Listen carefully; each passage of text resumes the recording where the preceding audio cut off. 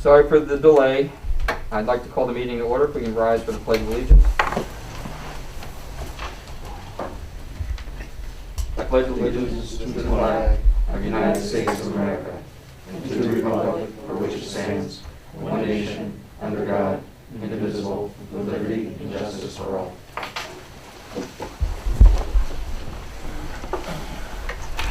On the consent agenda, we'll be pulling 6.02. Are there any questions in reference to the consent agenda, with the exception of 6.02? Richard? I've done. Mary? Nope. Dan? None. Do I hear a motion to approve the consent agenda with the exception of 6.02? So moved.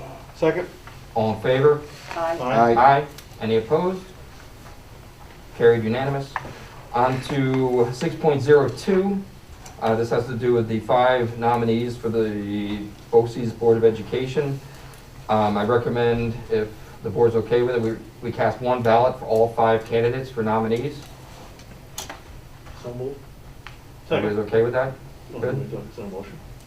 So I hear a motion to approve one ballot for all 5 nominees. So moved. Second. All in favor? Aye. Aye. All opposed? Or any opposed? Unanimous. All yours, Doctor. It was swift moving there. Well, welcome everyone, welcome board. Tonight starts our discussion of, it's crazy how we're here already, that discussion on the budget. So tonight I don't say caution, but I just reckon tonight is just the beginning. We're trying to get the discussion going, put out what we're thinking, what some of the feedback we've taken, put it out. Next week would be more of the numbers, and we go in deeper, and we'll probably have answers to even more questions next week. But this is just to get things going.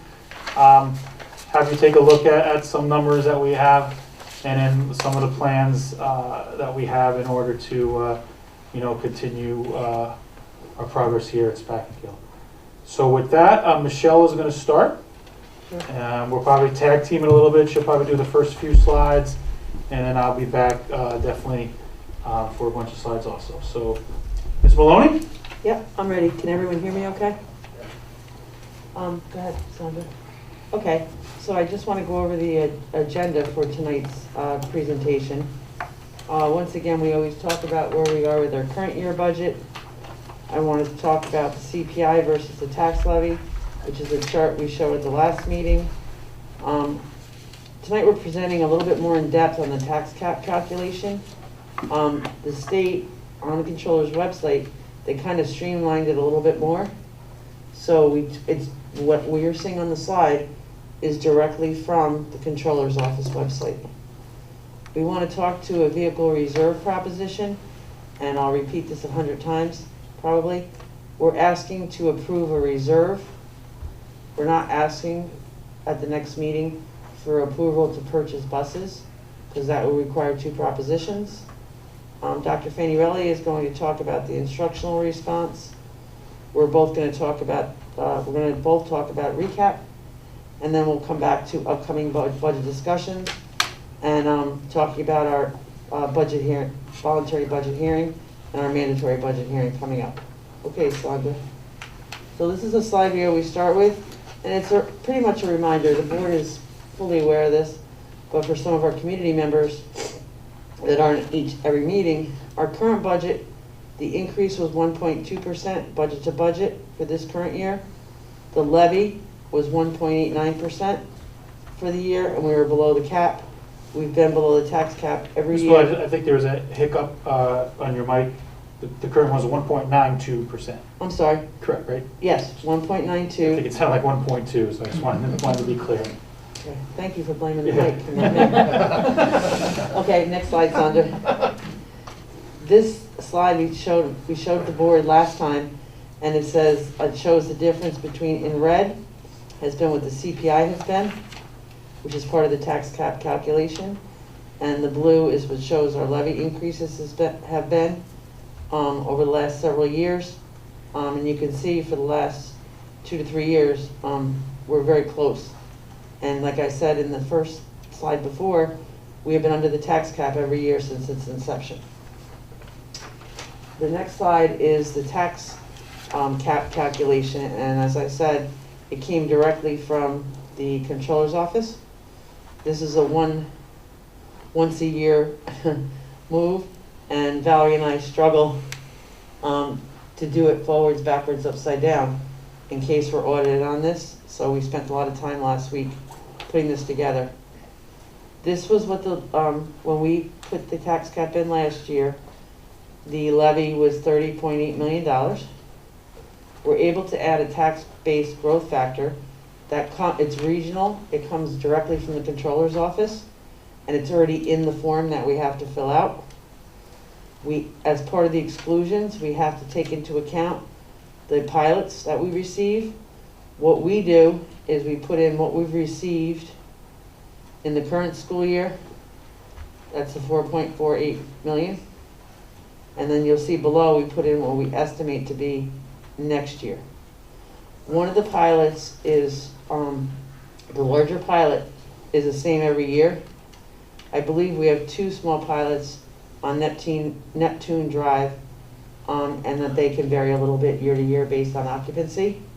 So right now, so we had a tax cap exclusion for capital for last year, for the year that we're in, of $744,000.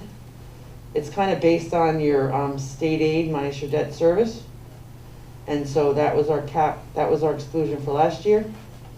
As we talked about, the allowable levy growth factor is, that's the CPI, 1.123%. Pilots receivable for next year, we're estimating at $4,499,000, almost $4.5 million. And before we get into exclusions, this is our limit of $30,787,960. The second slide is still directly from the controller's office. Our tax cap levy exclusion for the 2021-22 school year is currently at 1.2 million. That's because we took on our capital project. We had 2 borrowings, one at the end of last year, and it increased, but I can get into later if we want to talk about reserves for that. So the levy limit was 32 million. That made our allowable tax levy increase at 3.77%, because we had more exclusions. What we're proposing is the levy you see there, which is 31,480,122.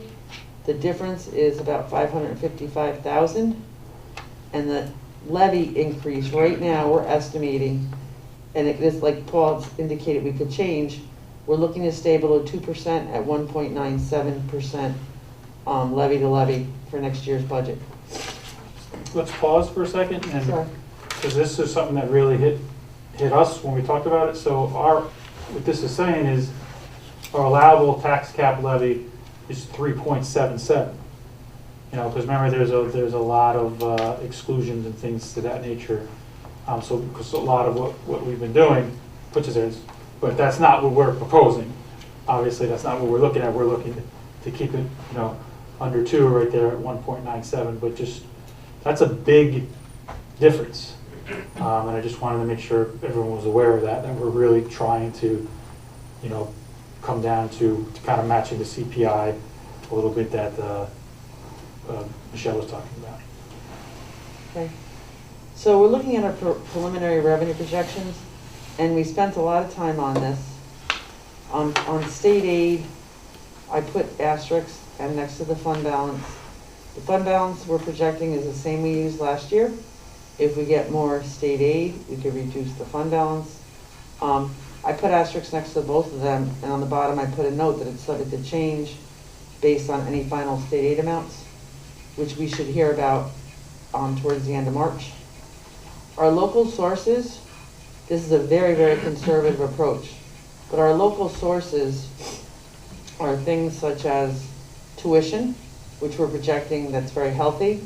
I asked and Val agreed at the next board meeting to give you some insight as to where we are with our tuition students and what we're looking at for next year based on what we know now. It's also tuition. Dr. Mulford has a program here with some other school districts that's included in there. Right now the decrease we expect it's a BOCES refund. I'm waiting for more information on that. And interest rates are in, I don't know how, they're in the tank right now.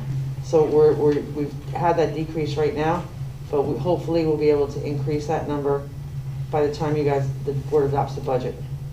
Then we have our pilot payments, and then you'll see the property tax levy, which matches on the other side. So right now, our revenue projections, the budget was 48 million, which is what we put in the budget for the current year.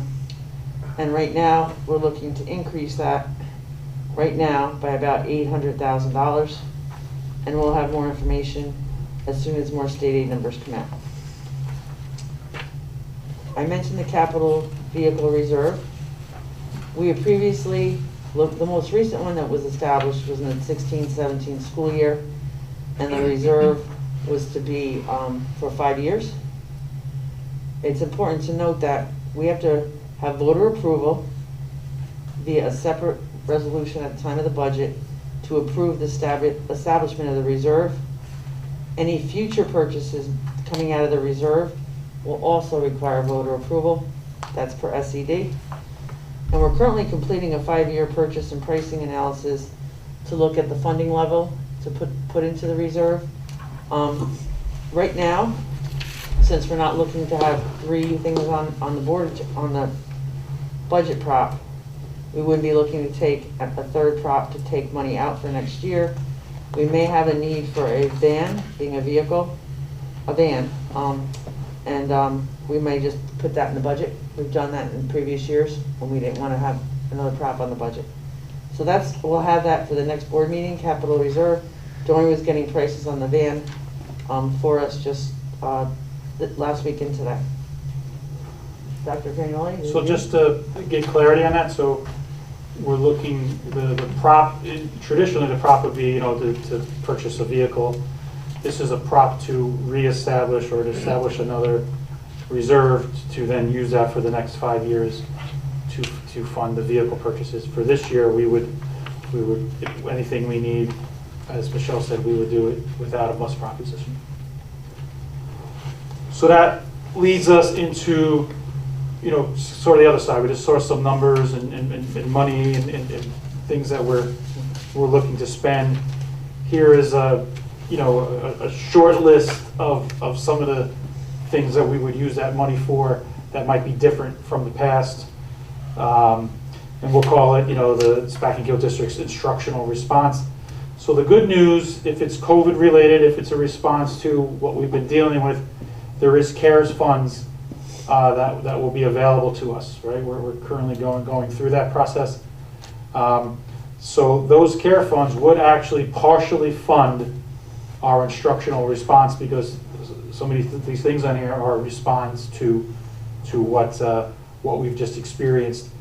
So just kind of be aware of that, and it's not going to fund it all. We have a little over 100,000. Michelle, Our total between the ESSER and the GEAR funding is 130.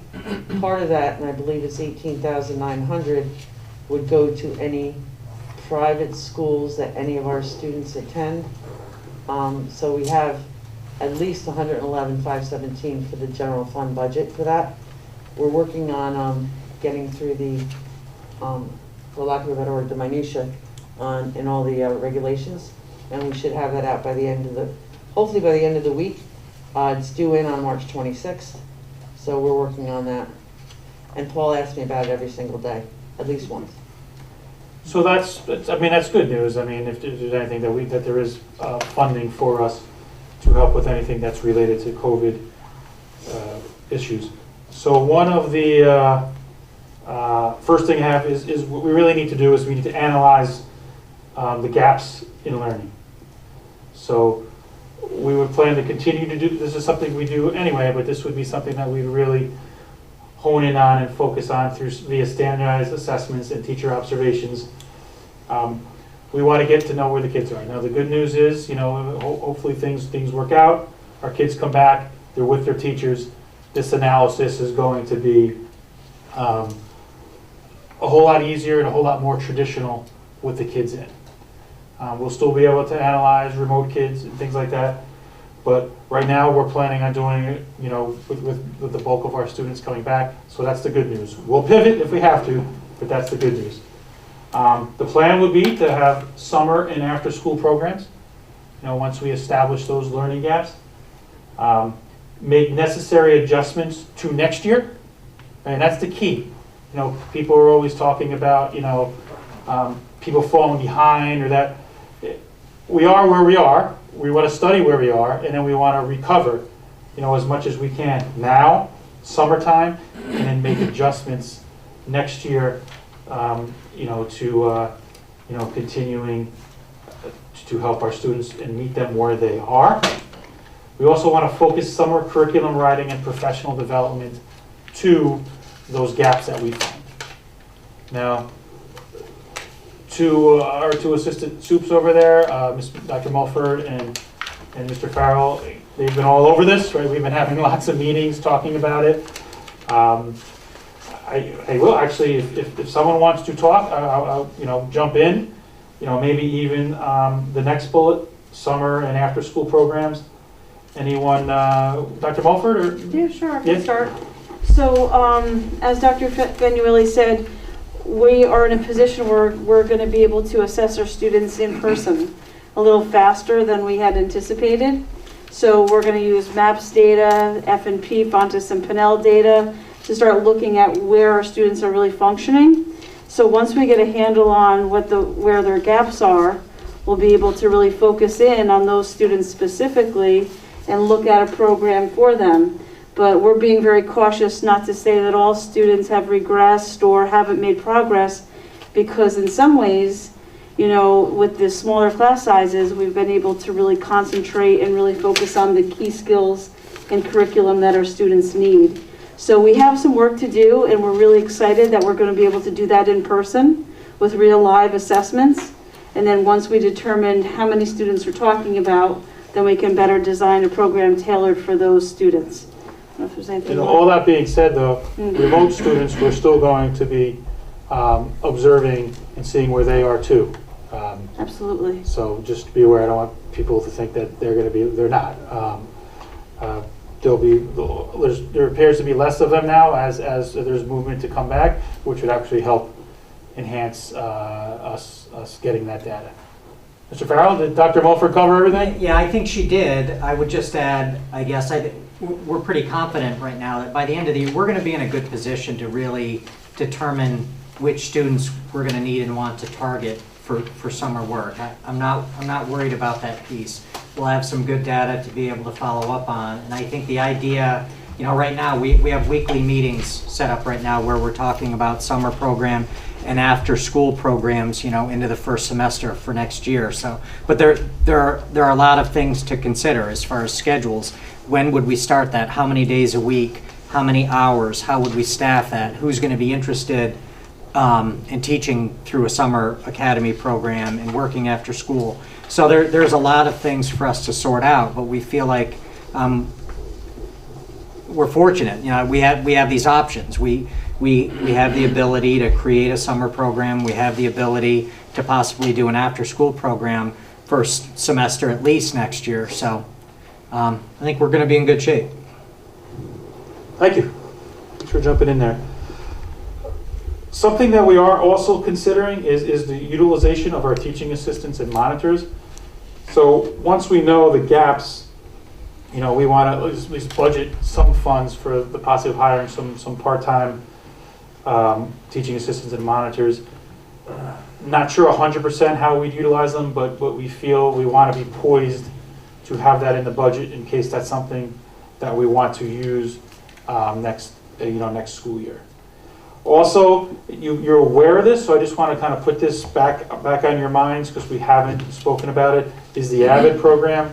And I know you heard Mr. Doherty talk about it a lot, and actually he'll be up later. If there's any questions, we can grab him again for that. But next year, we're looking to have a planning year with Mr. Doherty and his team to get that up and running the next year. And then after that comes from the middle school, we want that to move into the high school. So those plans are still there. Want you to be aware of that. So next year will kind of be an exciting year for that to get that going. And that will also help our at-risk students too, as you know, based on his presentation last year, but we could get back into that another time. And another part of the instructional response is to have the assistant superintendent for K-6 instruction to be full-time, to add the human resources and other items to the position. We have found that the job has been invaluable this year, and we're not even scratching the surface of what we can do with that position. So, but why don't we talk a little bit about that and go to the next slide. So as a review, last year at some point with Dr. V, it was originally proposed as a full-time position. It was changed to a dual role position of elementary principal and assistant superintendent. Was probably the right call. It was a solid plan to address needs on a short-term basis. I think the goal was always for it to be full-time, Dr. V's vision. This year, the position was invaluable. You heard me say that before. I don't think the position was ever imagined with COVID, but having the position with COVID happening, just was definitely a blessing. Able to do a lot more because of that. What we're finding, I think, in the long term, the dual role is going to be unsustainable. It is a lot. It's a lot of hours. It's not that any of us don't mind working. It's not made to be one role. If you look at the area districts, most of them have two people doing those positions. So what we would look is to create that role full-time. In the immediate future, COVID-related work is on our mind for the immediate, to really drill down to the gap analysis, really meet our kids where they are, develop programs that we need in order to meet our students. And in the future is what was probably talked about with Dr. V last year, and which I will discuss now with the next slide. You've probably seen this organizational chart or a version of it last year. Under the original plan, it's slightly different this year. So if you're looking at the chart, the assistant soup for K-6 and human resources is over on the left. And you can tell the bubbles of what's there. All of which are important. Obviously, the curriculum itself is important. And Dr. Mulford will still be heavily involved in the curriculum, with being part of the 712 and part of the team here as we work through that. And she's really taking a lead, especially with developing some of the summer programs. But some of the other items on here, and some are new from last year, that I think that are vital for us, is first the human resources aspect. What makes Spack and Kill great and what really helps students is hiring the best possible people. And the HR role will help us continue to do that. It's vital. We're trying to diversify. We're trying to make sure we're interviewing candidates from a diverse nature. Having someone to run HR would be amazing and really help Spack and Kill get into that, really get into it, especially with hiring the best, continuing to hire the best, and looking to hire a diverse staff. Underneath that, if you look there, it says K-12 Return to School COVID Coordinator. I really want to kind of condense this in one spot. K-12, really look at the gap analysis we're talking about, really develop the things we need and be there. That's kind of like the immediate. I see that existing for a long period of time as we are trying to, meet the kids where they are. As that dissipates, the rest of the bubbles will still certainly be there. And a key one up at the top left is the equity piece. We're going to be embarking, I think the board is aware of this, on one of the goals of the district is to, create and utilize an equity team. And, this position with with Mr. Farrell would be to really lead that work. And if you really think about it, that kind of coincides with the HR work. it kind of fits. It doesn't kind of fit, it does fit. I think the model will really help, SPAC and Kill into the future. And that is, one of the things we are proposing for next school year. Quick recap. I'll do it, Michelle, but jump in. I mean, it's just right there. So an estimated tax levy under the tax cap. Remember, we threw that 3.77. That's not to scare anything. That's just transparent in reality.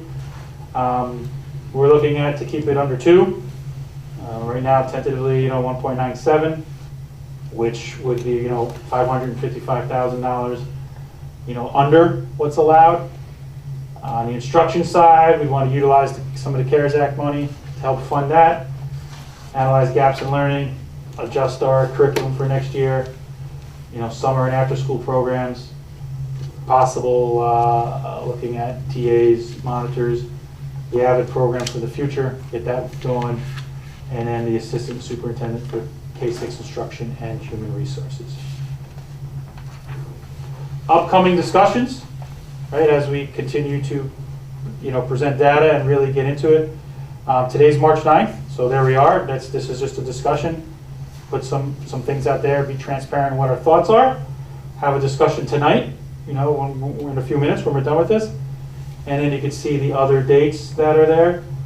So next board meeting would be the 23rd. We would have superintendent's recommended budget. At that time, that's time for the public to hear what that is. On the 13th, we would look to adopt the budget. The 27th is the BOCES budget. The 4th would be our public hearing, right, for the public. And then we would have the actual budget vote on May 18th.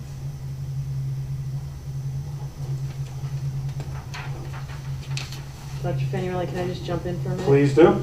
The first thing that, on the previous slide, I just want to, Dr. Fanuelli had said this earlier, but we're looking at part-time PAs and monitors so that we're not incurring large health insurance costs. So I just wanted to point that out. And then on the next slide, we had a question from a community member, and the board may remember, every year we usually do a voluntary budget hearing, and we do a required public hearing on the budget. We have one on the 23rd, and the reason why we started doing it is we've heard from people, well, you've already adopted the budget, now why are you having a public hearing? That required public hearing date is given to us, that we have to have it. So we try and have one before the board adopts the budget so they can hear from the community. And that's going to be at the next board meeting as well on March 23rd. Okay, sorry. So, questions?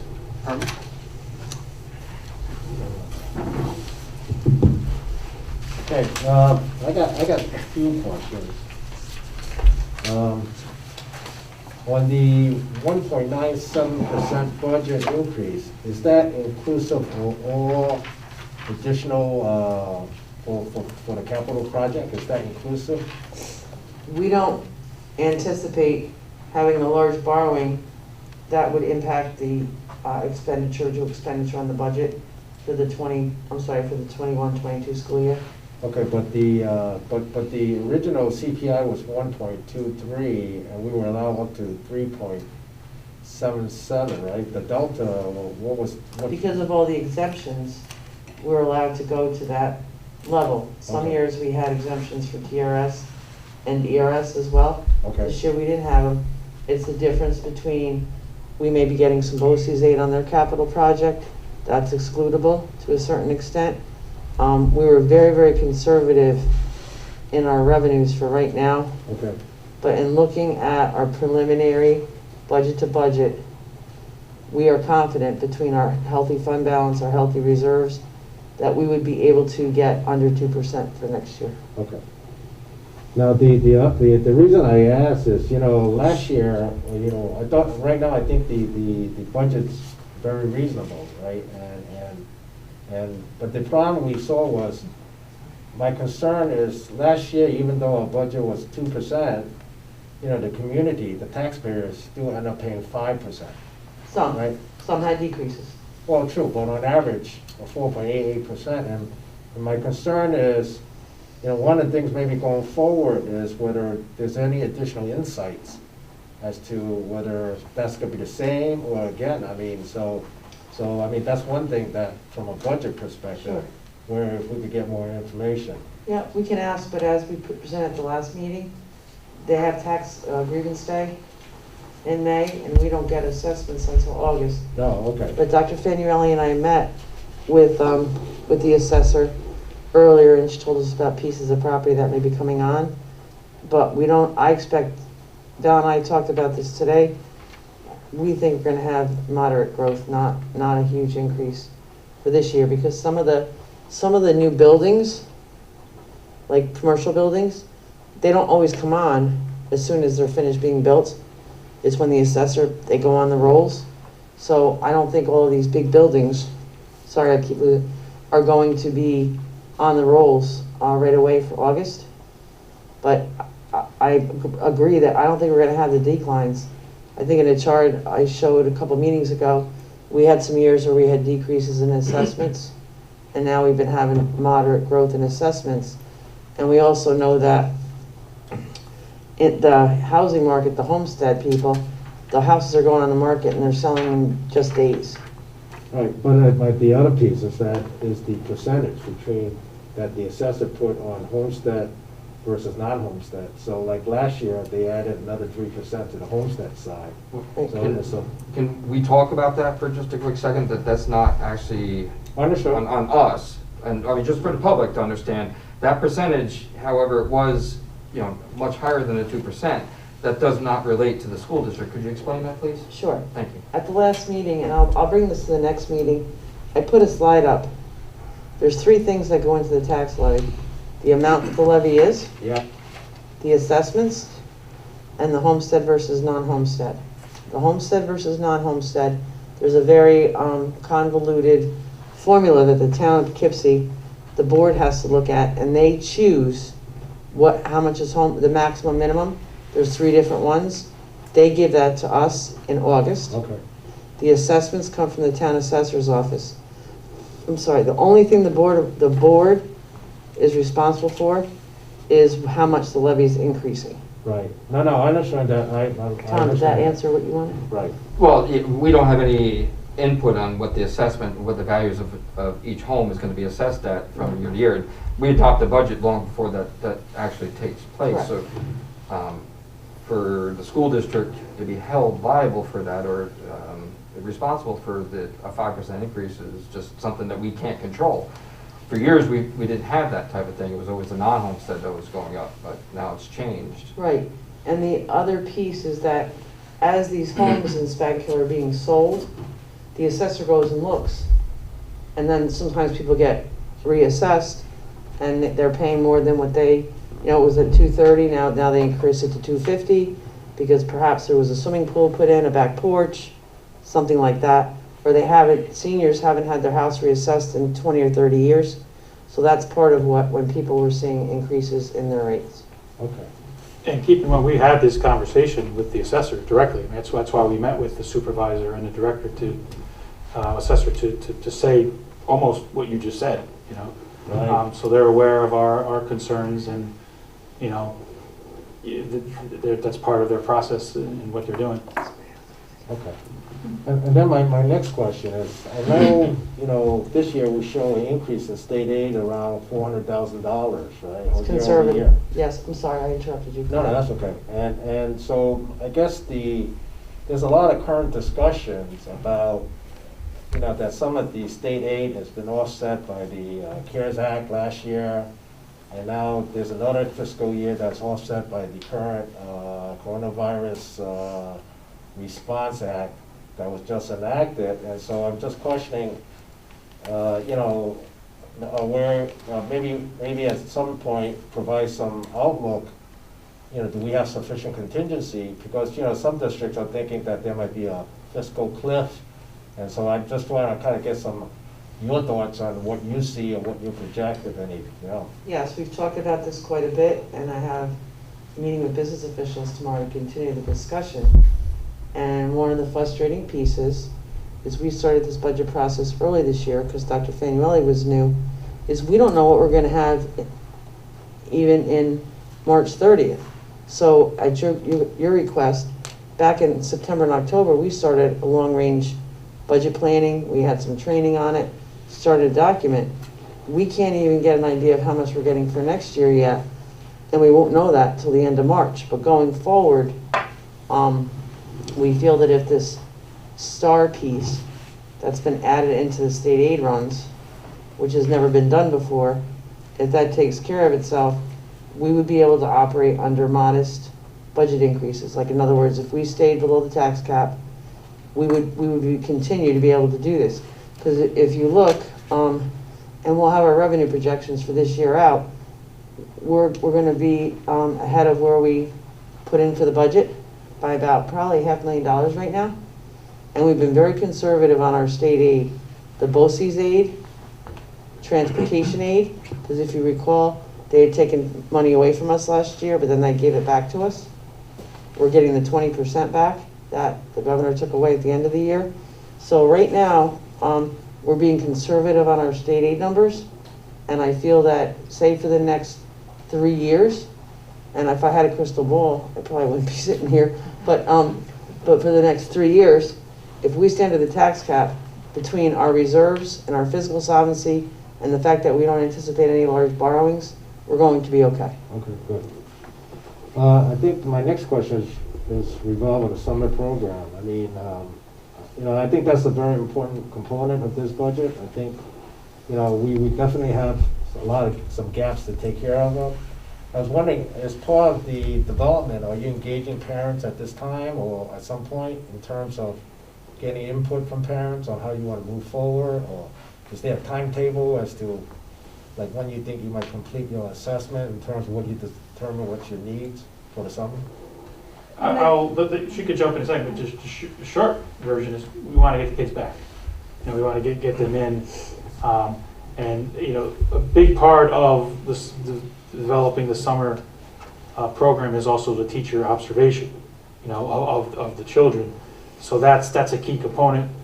We can do that if we were in the same system we're in right now, but if we're coming in, we feel even more confident being able to do that, coming back. So that's really the first step. But Dr. Mulford, if you want to elaborate, I know you were about to talk. Oh, sure. Just we've been engaging parents all along in terms of trying to make sure that the students are participating in the asynchronous learning. So we've been partnering them, with them all along. However, in terms of input for a summer program, we haven't done that as of yet.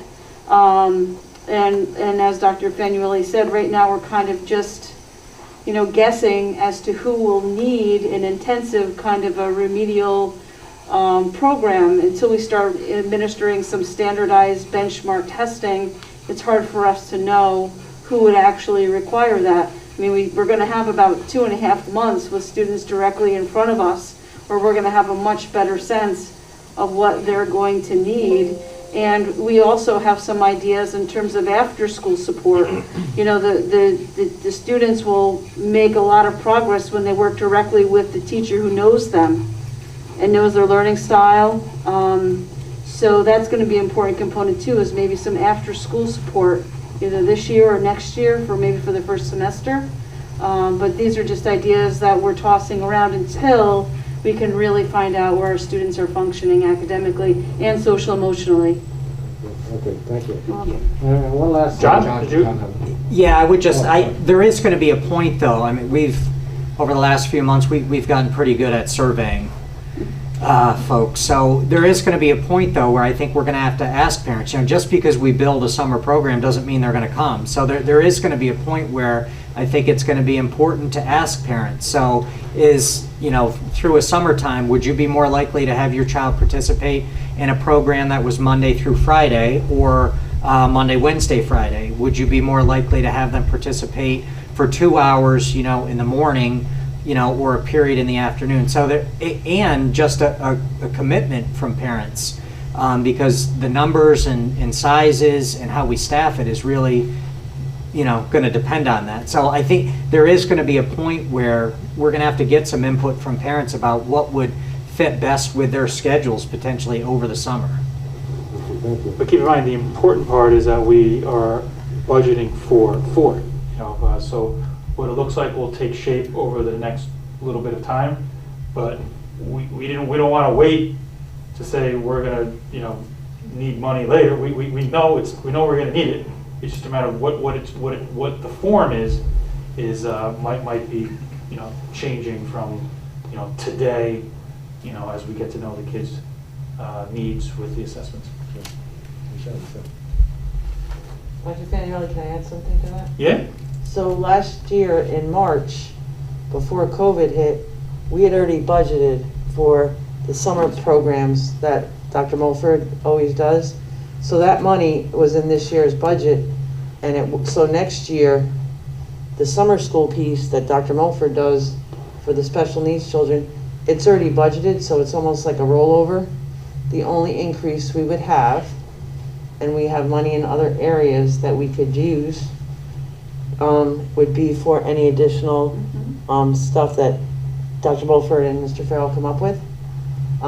Because one of the things that there's areas to save money, we have money in conferences and things for teachers. Right now they're doing them on Google Meet. So it's really, what's going to occur more for these summer programs, it's going to be a shift in the funding, but it's not going to be huge budget increases at all. We've talked about it.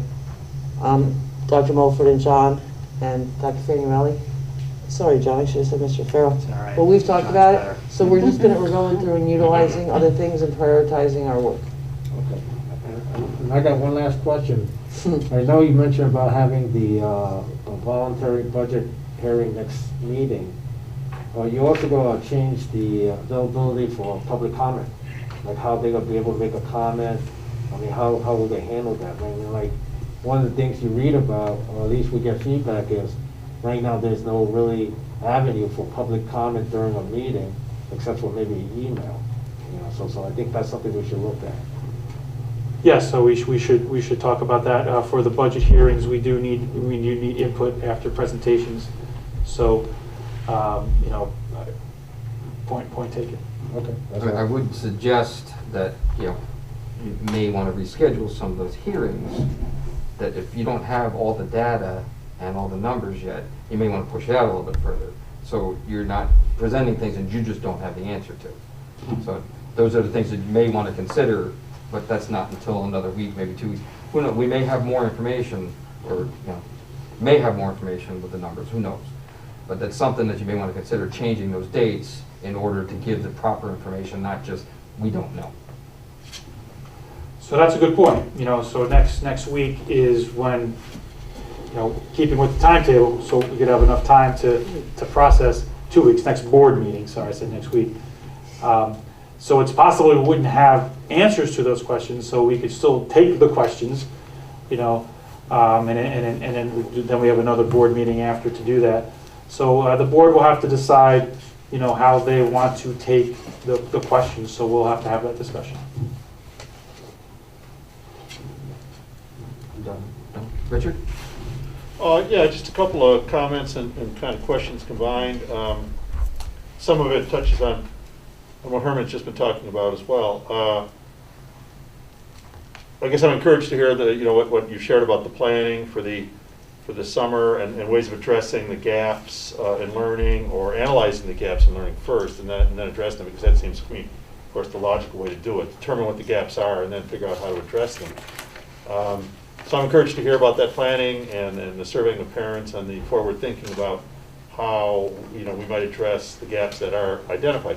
So you talked about trying to assess the gaps or measure them by way of standardized testing. Would that be state standardized testing or in-house standardized testing or some combination? Is there just a little bit more detail that I could Sure, appreciate? yeah, I think it's going to be a combination of things. I mean, we have F&P reading assessments, we have reading A to Z running record assessments, we have MAP assessments. We are going to be doing some state testing, so we will have that piece, but it's not, we're not anticipating relying heavily on that. I think the combination of all of those pieces, plus just anecdotal Right. information, you know, from teachers' attendance rate. You know, we don't have many students, but we have a few students who have missed a fair amount of time.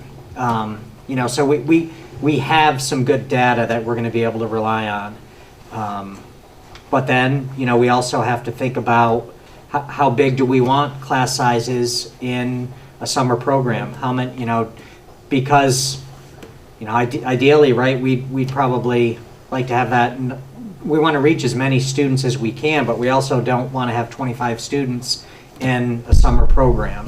So, you know, those are the things that we're knocking around. But assessment-wise, we're going to have a good, like I said before, you know, I think there's going to be a point at which we've got to decide which students are we recommending to attend a summer academy or summer program, whatever we end up calling it. And it's not going to be too terribly hard to create that list.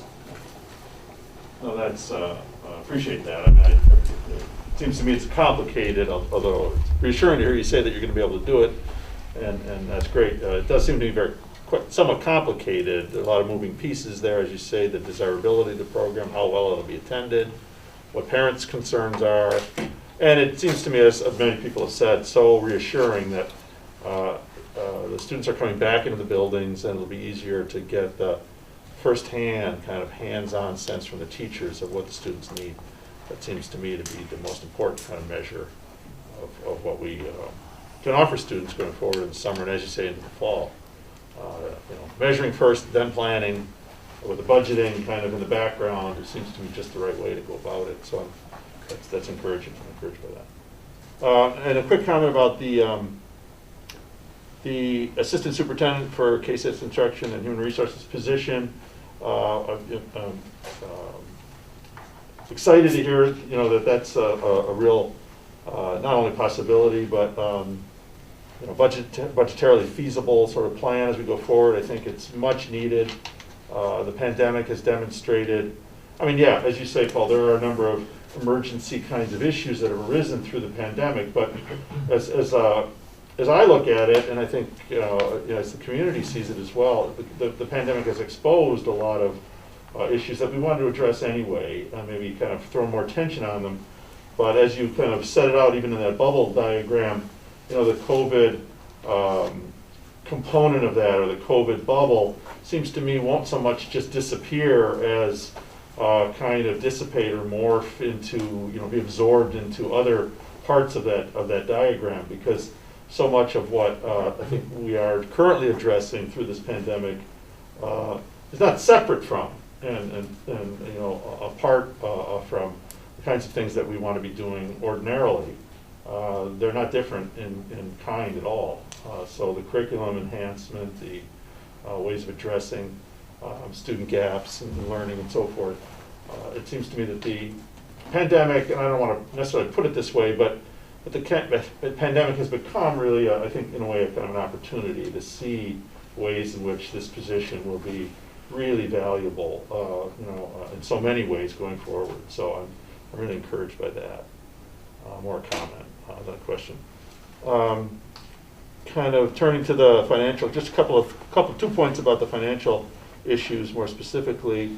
You know, the point about appreciate the point about the way assessments of home properties, of property values play into the levy. I don't think that can be emphasized enough for the community. You know, everybody sees, you know, what's happening with the budget, with the school budget, and then they see their tax bill, and there's often a disparity, and I think there's sometimes confusion about that. So I think we can't emphasize enough as a board the kind of points that you made, Tom, that we don't have control over a lot of this, and you know, tendency I think is for people to put pressure or want to put pressure on kind of the nearest sort of outlet, but the town controls so much of this, and you know, as an individual property owner, I have often been mystified as to how the whole assessment process works.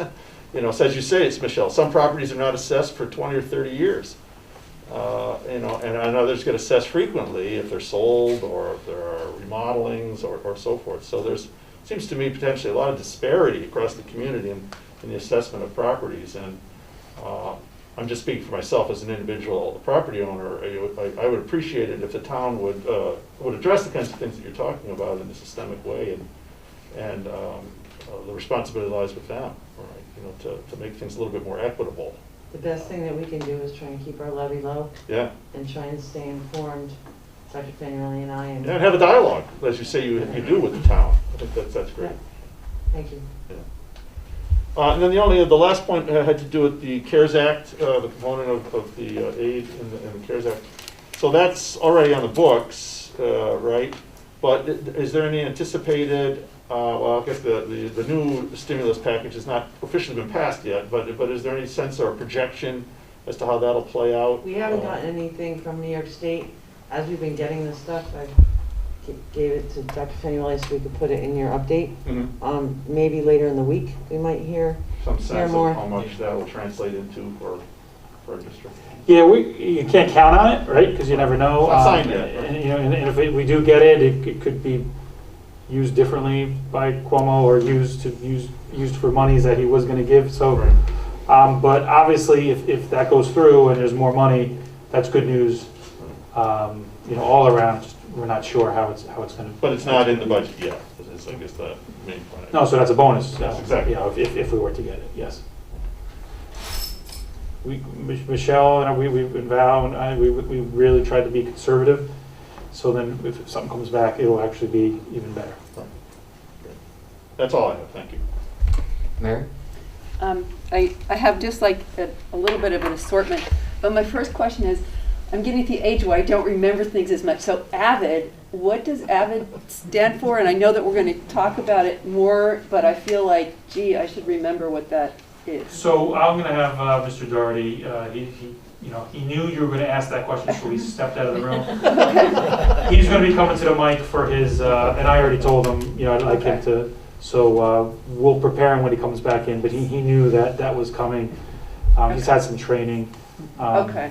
I could speak to it, but I'll let him speak to it and fill in around it. Okay, but I see that it's something in our new budget that we're thinking about in what's in the middle school and then moving it to the high school as well. Correct. So this was the plan last year, right? Okay. So pre-COVID, this was going to be a training year for AVID and then implemented next year due to the, what happened. So we decided to just delay it 1 year, but to keep going with it. So and in the meantime, we really felt strongly that it's going to be good in the high school also. So we wanted to make sure the board was aware that it's still alive and well, and we're still planning for it, because we think that could be something that will help kids, in the coming years. Think of it as it helps the student that's college able, but might not be college bound in their mind. Okay. It puts supports, but what it does is it gives us a lot of supports internally for all kids, and it actually provides professional development for our teachers in dealing with students who might not even be in the AVID program, but might be in their classes, not identified yet. So it's sort of a win-win being part of the program.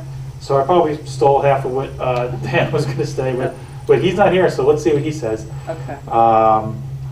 Regarding AVID. Okay. And then the other thoughts I had, first of all, I'm really glad to see that we have this full-time assistant superintendent in the budget. I think it's overdue, and I think that it's a very solid, substantial investment in our kids. I think that our kids, when you believe in growth mindset and you believe that we get kids and we help them grow through great educational experiences, having people recruit for great teachers is, I think, the best thing you can do with the school district and a solid curriculum. So though it seems like that position is going to be critical for delivering that solid curriculum and some awesome new teachers, and just keeping an eye on the quality of our educational experience here. So I'm really very happy to see that. And I am, I have one concern is that to make sure that the K-6 and the 7-12 are in dialogue, because I think they would be, but I think that that's, you know, we've had this kind of K-12 perspective, and then I just want to make sure that we don't lose that by kind of separating it out to a, you know, K-6 and a 7-12. I don't feel it's going to happen at all. John, unfortunately, he's in his building a lot because he's the principal. Him and Dr. Mulford meet all the time. You know, they can talk about it. Now we would all be under the same roof. You know, my style is, you know, we kind of walk at each other's offices all the time, and you know, I think Sandra likes my way of using the intercom system, you know, but this is not the reason to do it. So this, but being in the same location, you know, I think I've talked at one of the board meetings about you know, contact points. So much happened, you know, in generating ideas, into doing things with contact points. Again, that's not why we're doing it, but I've seen it happen so much. I've seen it happen today with talking, you know, Michelle's office is right next to mine, John's right there, and Lori's is right over, and she's constantly over there. Everyone is, we're a one team, you know, so that's, and we know who the person is, so we've already kind of gelled as a team, so that's even easier too. But thank you for, and I will say while I have the mic, Mr. Doherty, we were talking a little bit about AVID, so when you come up, we'll briefly ask you a few questions and your quick overview of AVID when you begin your talk. Just mentally preparing. Mary, I just wanted to say today we had an elementary curriculum coordinator meeting, and John ran the meeting, but we certainly contributed to the meeting in a very collaborative way. I think there's so much overlap in a small district. John deals with a lot of special education issues. It's just a very collaborative situation, and I think that comes after working together for so long and Sure. having open and honest dialogue. So I don't foresee a line, just the way that we've been functioning for years, working together.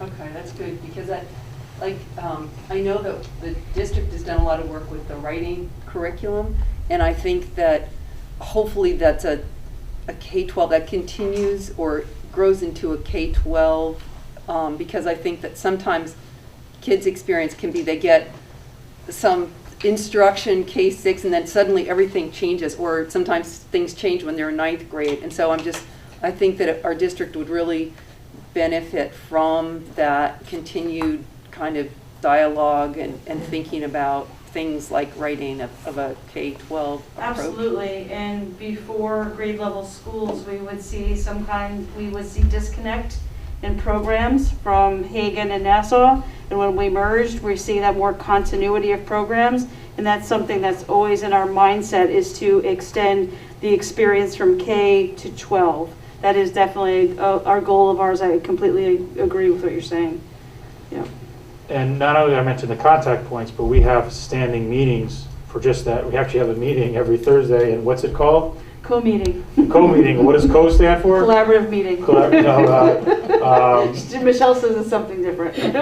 Well, it's the weirdest thing. When we first had the meeting, I said, "Why are we calling the CoMeeting?" Like and it was because it's collaborative, and it's truth. I mean, any meeting's collaborative anyway. You know, that's why you're meeting. But that's the actual title of the meeting, because we want to make sure that we're meeting and we're keeping that, you know, continuity, you know, together.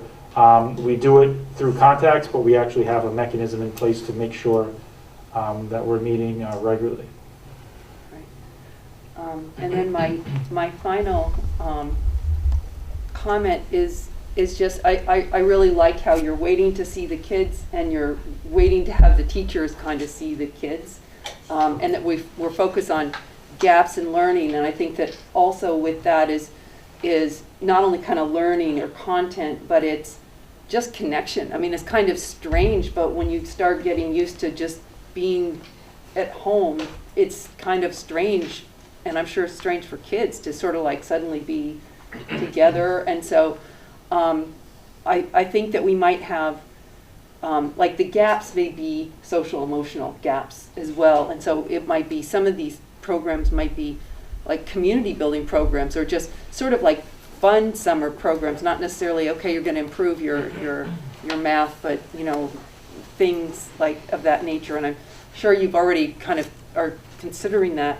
And then my last comment is, like, I'm sure also part of your conversations, it is like, what did we learn from this experience of using technology, I guess, to reach into kids' home, or to keep some sort of continuity of instruction, and how might we capitalize on that for needs that we haven't done in the past? That's, I think that's all of these things with the kind of focus that we can put on our budget for a quality curriculum and program, I think are things that we can benefit from as a school district.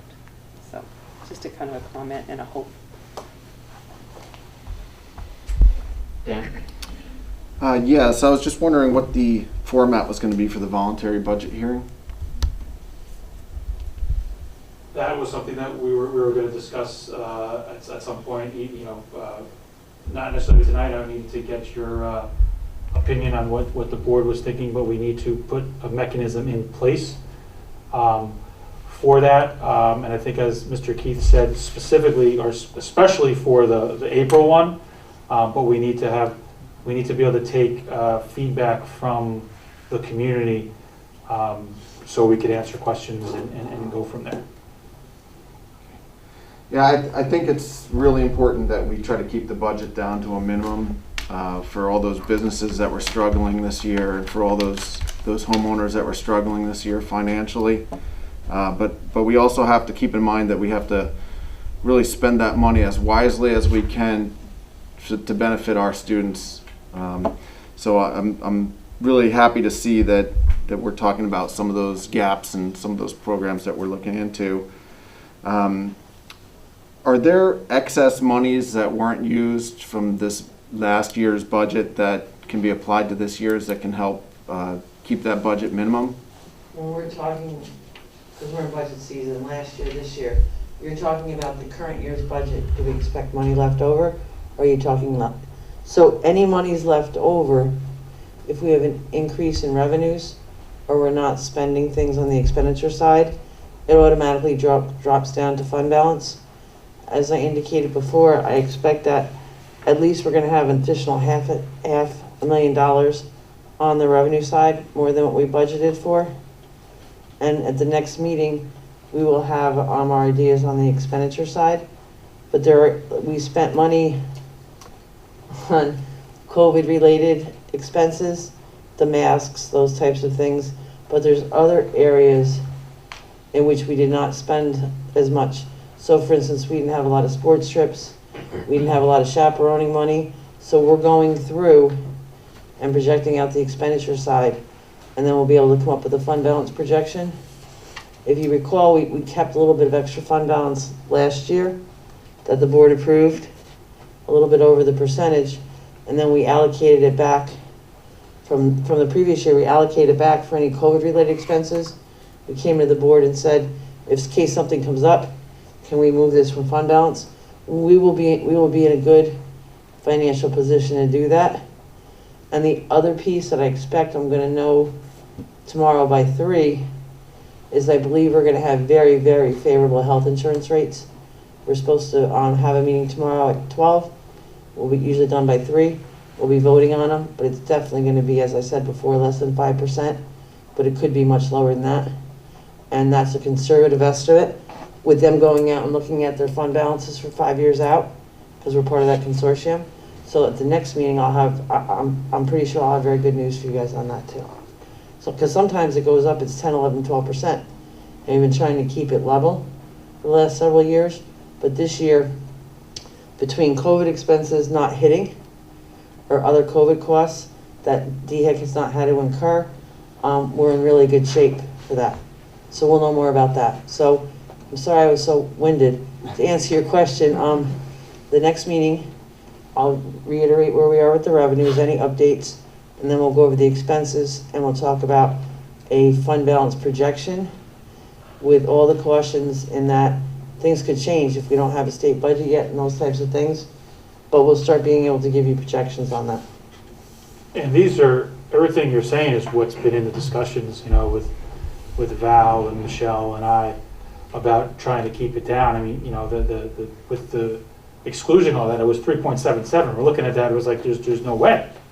So, you know, and our projections are very conservative, and we're at, you know, so we felt really did a lot of work to try to get it, you know, to make sure it's under that point, you know, where it is now at 1.97, because we knew that's what we had to do. You know, that's we need to kind of balance what we need instructionally, but we also need to know, you know, balance, you know, put out a budget that isn't outrageous. And hopefully, once we're through this budget process and COVID hopefully has quieted down, we can get back to talking about the 5-year plan. Again, I think we've talked to the board about it at some point, but we do have a really good, I think I reviewed the shell that we had to go over with everybody. It's just it's a matter of time right now in between this budget and Paul and I probably have a COVID meeting at least 5 times a day. And that's not to make an excuse, but we want to get back to the long range planning for both capital and the budget. So I hope that helps. And I hope the board sees that, you know, and what, you know, we're trying to be transparent and put a lot out there now. You know, we're trying to do all that. I hope you feel that we are doing that, you know, especially at this point in the game. Yeah, I think it's responsible and appropriate to have a 5-year plan, so I'll be looking forward to that as well. With regard to the assistant super position, there aren't many districts that don't have 2 different folks leading the curriculum side and the special ed side. Completely believe that this is critical for our kids to be able to progress and excel in the district. We certainly have these gaps to deal with, but there's also been some other things that we've been noticing over the years. So I'm assuming that the curriculum instruction will be a very critical component, K through 6, particularly as the beginning of the education periods. We've always talked about K through 2 being so critical, the building blocks to go on. Mary's point about the continuity between K through 6 and then the 7 through 12 is also critical in my mind, so I'm glad you addressed that as well. With regard to the summer and after school programs, I've definitely been looking forward to and pushing for that on the side here.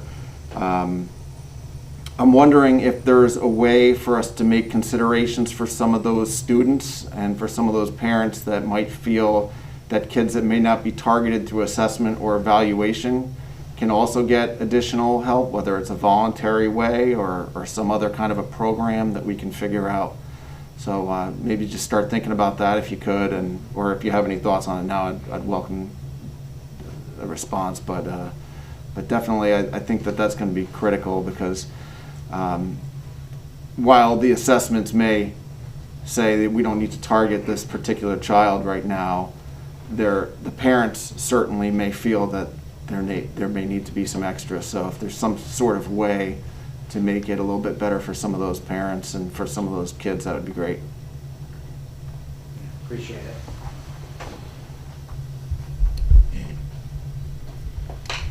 it. Nothing else? I've always been a proponent of the assistant superintendent spot, so it was needed.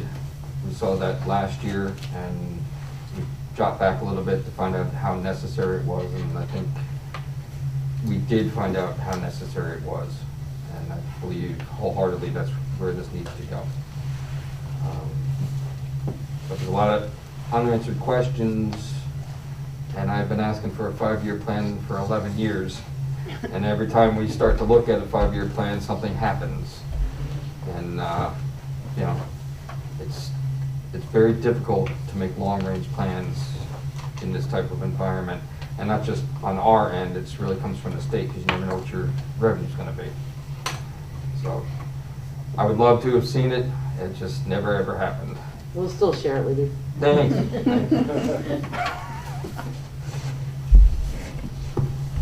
Thank you. Let's move on to the second part. We have Mr. Doherty, who will come up to the mic over here, and we also have Mr. Malkisher. We're going to give the secondary administration update. I believe Mr. Doherty is going to start. Mr. Doherty, would you mind starting with a few words on AVID? Sure. And then get into your presentation with Mr. Malkisher. Absolutely. Good evening, everybody, and thank you for your support of Todd Middle School and all of our students at Todd Middle School. We know that the Board of Ed and Dr. Fanuele's support has really been vital, vital all the time, but especially this year.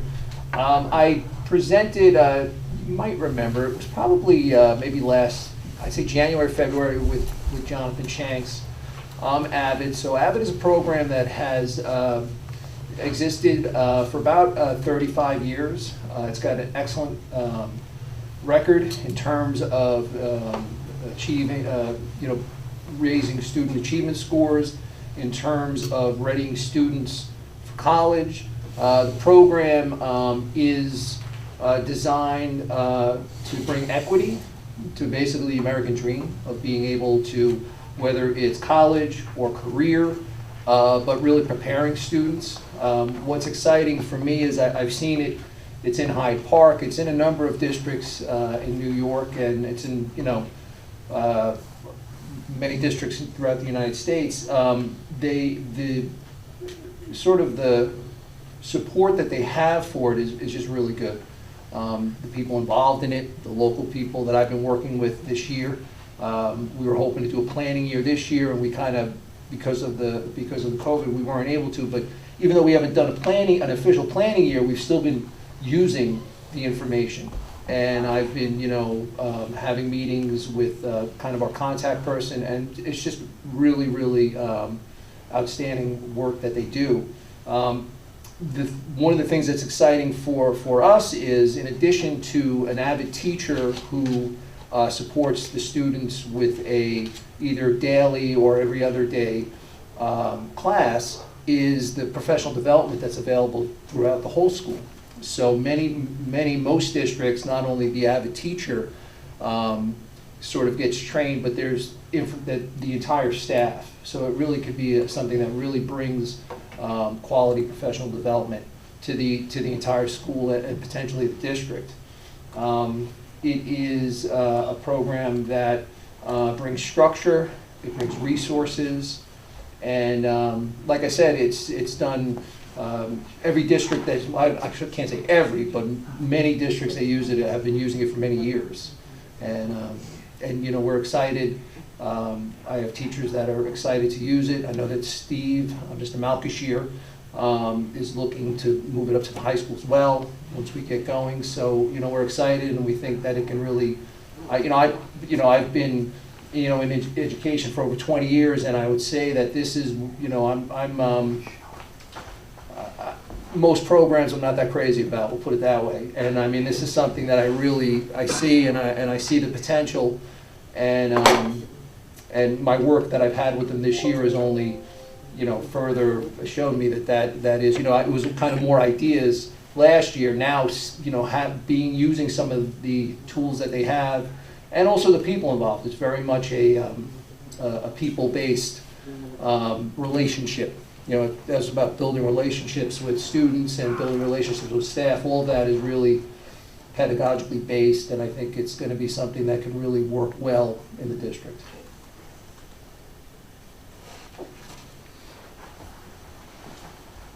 Thank you, Mr. Doherty. Do you want to, were you planning on beginning? Sure, I'll go since I'm here, sure. So I thought for tonight, I don't know what's on everybody else's mind, but what's been on my mind for about a week or so is the moving to the 4-day hybrid 2 plan. So I thought I'd talk a little bit about that, talk about what we've been doing, getting prepared for it. I think the last time I was here, it might have been, talking about the hybrid too, moving to the hybrid too. So the move to hybrid, to the 4-day is something that, I think that there's a lot involved, and I thought it'd be good to share not only with the Board of Education, but also the public of, what we're doing to prepare for it. As the Todd parents know, that we did a survey last week, so we looked at offering for students who have been remote if they wanted to come in, so we've completed that survey. We know that about 75% of Todd students are going to be in the building. About out of 339 students, 255 are going to be here. So, so we've got the numbers, and it's important to have those because we want to make sure that we're preparing the building, that the building's safe. And so, some of the background information with doing something like that is looking at, updating e-school, health screenings, bus transportation, lunch programs. So all of those things get affected by moving from the 2 to 4 day, and also the difference with the students coming in. So all of those things we're kind of working on in the background. The other thing we're looking at is the building setup. Obviously, we want to make sure that as we move to having more students in the building, that we're able to accommodate that safely. And I think it was talked about at prior meetings about doing different ways to make sure that we're being safe, but also that we can have more students in rooms. And we've been doing that this week, and I've been I feel very confident that we're able to have the students in and to have them in safely. We're going room to room and looking at the number of students that are in classes and the ways to accommodate them to make sure that it's safe. Another thing is, of course, the dining hall and looking at lunch, and that's an important thing, and we're making sure that we're able to accommodate that and make sure that everybody's safe in the lunchroom. Some of the other things that we're looking at that we're still working on is bathrooms. Right now we have one student to a bathroom at a time. And we're going to see if we may just continue that, but we're going to see if that's something that we can look at, something that we're looking at. A big thing at Todd, which may not be as much in other buildings, is the drop-off probably won't be an issue. The pickup is something that we're looking at. I mentioned in the Todd Blast this week to Todd parents that I already know we can't accommodate having everybody pick up their students at the same time at 1:15. They won't be able to get in the parking lot, and the buses won't be able to get out. So we're working on a plan to stagger the release a bit, because we're not going to be able to do that without having some kind of stagger release. So we're working on that. We're looking at some of the special classes, like physical education classes and band and chorus. We're looking at that because we know that those have different social distancing guidelines. So we're looking at how to accommodate that. So we're working on different ways to make sure that's done safely. We're looking at the hallways, making sure that we're continuing to be safe with that. Because the students are coming in. It's roughly doubling the amount of students that we've had in the building. So making sure that that's continued to be safe. I got to say, this week I've been more mindful of just kind of looking at the hall. I'm out there pretty much every period, but just kind of watching the students even closer. And I've got to say, I'm very lucky. I mean, the students they've been great. They have been great from the beginning. There's never been any issues with masks ever, and just watching them in the hallway, they're doing the right thing. They're moving along, they're keeping moving. They stay. We have the lines on the floor. They stay as much as they can. Kind of to the right of the lines, and they do a really good job.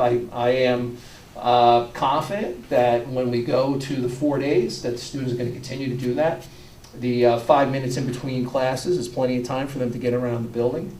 And, and we feel that they're going to continue to do that, and I have confidence in that. Instructionally, that's another shift. You've got more students in the room. So sort of looking at how we're set up with the cameras and everything, we've got to shift that a bit. So teachers are working on that. Teachers also, there might be their hands-on activities that they have. So part of having hands-on activities is when you had less students, you could you didn't need as much materials. So that's something that we may, because we have to make sure that the materials are cleaned and that they're ready to go. So we're looking into that, maybe using more disposable materials that are only used once. But we were able to kind of do hands-on. So that's something that we're working on, looking at, to make sure that we continue to do that. But it's something that could change a bit. We're looking at mass breaks, and that's something that's come up. And mass breaks, we're going to continue to make sure that they're done safely. The attendance piece, we're going to continue to work with the work that we've been doing. Mr. Cormier's done a lot of work with that. We've been really pleased with the attendance at Todd Middle School. I mean, the teachers have done a great job of keeping attendance, and Mr. Cormier and his team have done a great job of following up on the attendance. We are doing extra help sessions now. That includes remote sessions. We have 2 extra help sessions for students, and we're going to continue to do that with the 4-day-a-week. We are looking at, one of the shifts that we've got to look at is when we go to the 4 days is how to accommodate, because the way we do extra help is kind of right after school. But now 4 days a week, the in-person students are going to be on buses during the time, because it used to be 2 days. So we've got to look at how we want to adjust for that.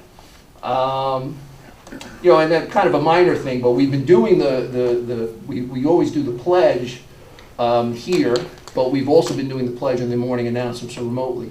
And we're just looking at that to see if we want to just continue that, but that's another thing that we're looking at. So, the teachers, I think are, as I've said from the beginning, I can't believe we're coming up on the year anniversary. 3/16, March 16th was the first day that we were remote. So, I mean, it's been an amazing year, to say the least, in a lot of ways. And certainly a trying year, but also, I think everybody collectively has learned a lot. And the Todd teachers, I just have the utmost respect for what they've been able to do. I also have a deep appreciation of the parents.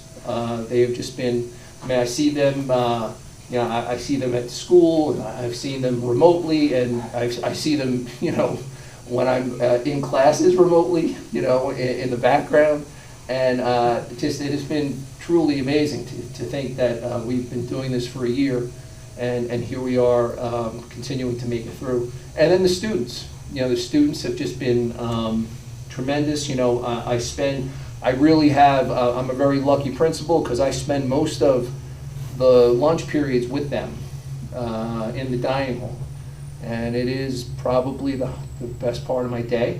And to see them and to see, and then just, and the amazing, and I've shared some of this, and then the amazing thing that the kids have done remotely, have just been amazing. And doing student of the quarter with remote students, and it's something. So, thinking about, just to circle back, thinking about going back to, coming back to moving to the 4 days a week, I think that we're going to be in good shape like we've been throughout the entire process. We're trying to get as prepared as we can. Like I said, I appreciate the community support, the parent support, and the Board of Ed and Dr. Fanuelli's support as we continue to make our way through something that we'll never forget.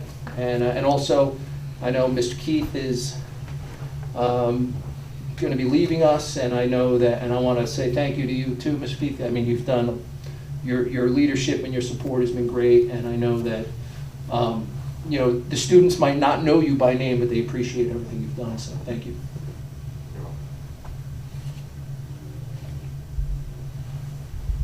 Mr. Appisher, do you want to present now, and then we can take some questions afterwards at our end? Yeah, I'm ready to go. So I actually have rather good news to present.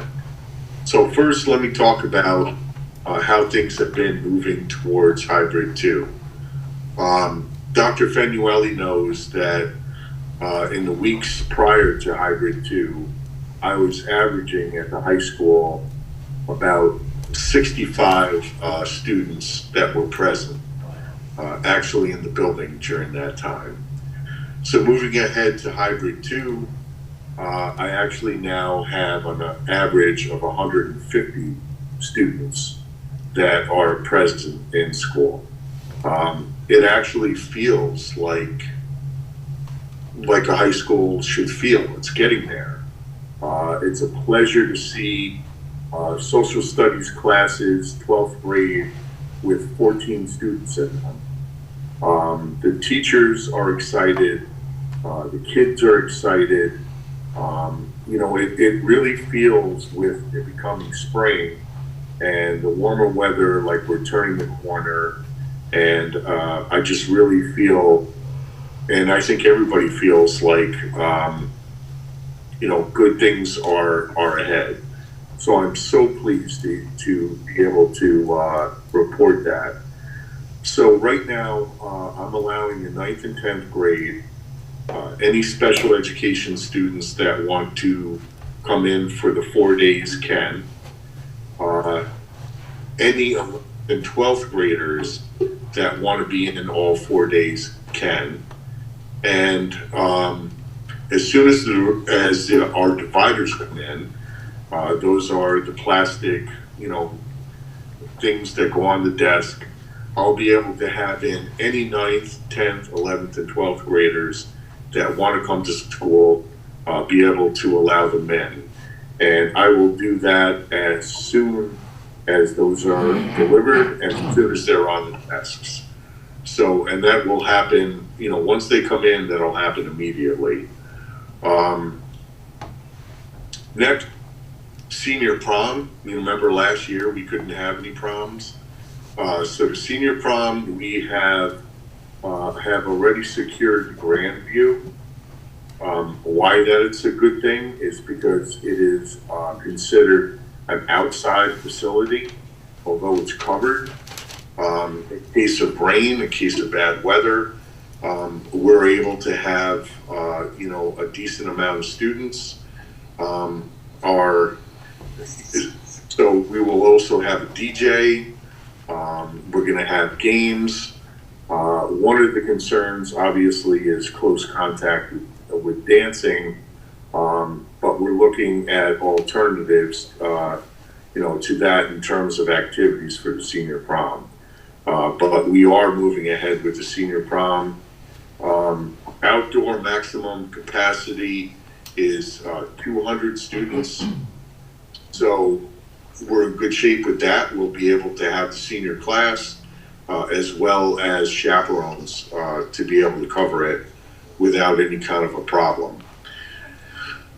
Graduation, you know, last year, you know, we wound up using a drive-in.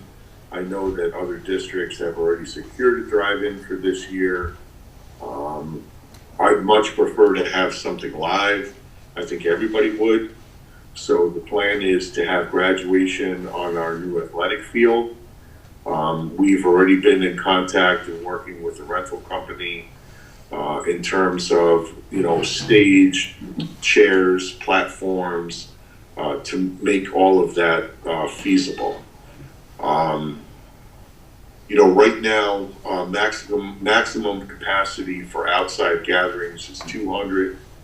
However, if we ask people to get tested, and those tests come in negative, you can come up with about 500 people for an outdoor gathering. And as we know, these rules, regulations they're changing every day. So they may be loosened by then. However, we're going to have, one way or another, we're going to have a live graduation this year. Regents exams. So right now, they're looking to use the exams that are required for graduation. So which are those? Those would be Algebra 1, the 2 sciences, bio or living environment, and earth science, and English.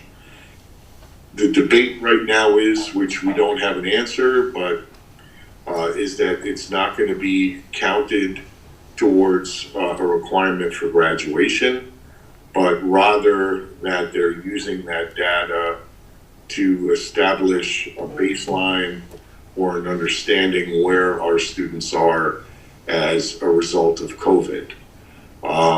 At this time, we also don't expect that there would be Regents exams at the end of summer school in August. So more to come on that. Advanced placement or AP exams, those are going to be offered remote or in person this year. We're doing both. The time window for that is May 5th to June 10th. So we will be offering the advanced placement exams. And then the award ceremonies. We always have a junior award and a senior award ceremony, which had to be all remote last year.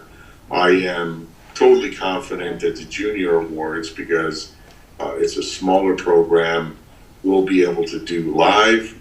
The senior awards program will happen. We just have to determine what we need to do in terms of gatherings, in terms of numbers. So, but that will happen, and it will happen at least live with the students. I'm hoping that, things will be relaxed and we'll be able to have parents attend as well. So, I have to say it feels more like school than it ever has in terms of the last year. And it seems like, many of our events, the important things that, we do for our kids and for our community, we'll be able to get together in person more than we have in the past. I'll take any questions, that, anybody has regarding that. Thank you, Mr. McAteer. I'm sure there's going to be some questions. Just wanted to jump in Sure. and say, the numbers for those events don't hold. I know Mr. McAteer is very excited, but those numbers keep changing, and so I would not hold to that as far as like attendance numbers and things like that. But we keep getting guidance, and things seem to be loosening up. Things with weddings and things like that are happening in mid-March. So Right. we hope that'll all translate into. But we're not sure what that's going to mean for how many at a graduation or how many at some other thing. So Right. we'll know The that guidance soon. that I spoke to came out March 5th. That's the latest that I have. So we'll have to adjust for that, as that either ebbs and flows. But the optimism still remains. So any questions for Mr. McAteer or Mr. Doherty? No, I just got some comments for Mr. McAteer and Mr. Doherty. Thank you for some upbeat, positive updates. And thank you both for leading the charge for trying to bring some normalcy for our students during this critical year. So I want to say thank you to both of you. Thank you. Richard? I emphasize that too, underscore that. I'm really appreciative of all of the forward thinking and planning. I've been thinking more and more about, this senior class. They didn't have junior prom last year. This year's senior prom, I wondered, is that at risk? So it's great to hear that there's some planning that it looks likely that these students will be able to enjoy the end of this year. And I imagine something similar at Todd might be possible too for the 8th graders moving up. So it's really great to hear those plans. Very exciting. We're definitely going to have a senior prom, sir. We're lucky to have such a nice venue at the Grand View. Yeah, that's a great spot. Outside facility, but it's covered. They're going to give us all the grounds for pictures. Oh wow. That's neat. We're very fortunate in that sense. That's great to hear. I want a quick just clarification, so I understand it right. You said 65 students you had in the building kind of before the hybrid 2 planning, and now it's up to what, 2.5 times that? But that's just the number of students who. Pardon? It's up to 150. Sir. Yeah. So that's just the students who already were in-person students. They just were not coming, right, in those numbers, and they've just 2.5 times as many students are coming in now. just because of the Correct. enthusiasm you noted. That's really striking. It'd be great to hear. There's a number of changes, you know, the nuanced quarantine, I think, played a role in that. I think some people that we talked about were staying away. The combination of sort of what's happening, you know, Yeah. we see it, you know, it's, once we got past, you know, the holiday burst, you know, where we went remote and came back, you know, then things started to change with that. So that, and then obviously more days just adds to the routine. And I think Mr. Malkshire, I think he used that word routine over and over again. You know, kids need routine. Sure. So the combination of a lot of things, it was just like the right time. The timing was perfect coming out of the holidays. You know, we really had to get through that. I don't know what you want to call it. We kept calling those interrupted weeks where we kept having weather issues and then we were having holidays. Once we got through that, you know, it really helped us. And that hopefully we'll getting everyone back now. Then when we come back from spring break, hopefully we'll hit our stride. You know, I think as I said, but we still have to be cautious, right? We're not out of this yet. The reason why it's working is because people are wearing their masks and people are doing the screenings in the morning properly and staying away from you know, big gatherings without masks. And we have to keep doing that, right? If we want to keep going the way we're going. Right, so I mean, we've taken precautions in the cafeteria. I purchased very inexpensive, they're almost like dinner trays, so that I can accommodate enough students to have lunch 6 feet apart all the way around, so they can have their mask off, they can enjoy their lunch, you know, they can talk to their neighbors. Yeah, I mean, we're really doing our best to encourage students to come back, but at the same time, if families aren't comfortable with students coming back, we're still obviously accommodating them. But I think that students that want to be back, being that we're 4 days a week, being that we have, you know, these things to look forward to, the prom, the graduation, the awards, I think they really get a sense of more of a purpose to show up. And I really am a proponent of in-person education. You know, I think that translates a lot into relationships. It translates a lot into motivation, and it translates well into students doing well, you know, academically and socially. And I guess I would just take the opportunity too to note that, in my view, what you're describing, Steve, and what you're describing, Dan, sort of vindicates the approach that you, Paul, have taken from the very beginning, the incremental approach. I mean, we had students in the building from the very beginning, back in September, while many districts did not. And it's great to see, I think, that while we wanted more students in more frequently, you know, even sooner, I think the fact that the numbers have continued to rise this way and reaching a kind of you know, higher activity rate or attendance rate is really a vindication, I think, of the incremental approach that you've taken from the very beginning. Thank you. We've had great leadership with Dr. Fanuelli. We meet regularly. You know, we're always on the same page, and you know, we are following guidelines, but at the same time, we are trying to provide the best in-person education that we can, while at the same time supporting students that and families that are not comfortable sending their kids back. You know, I think that we've really done a good job with that, and I say thank you to Dr. Fanuelli for that leadership. Thank you. I mean, it's been,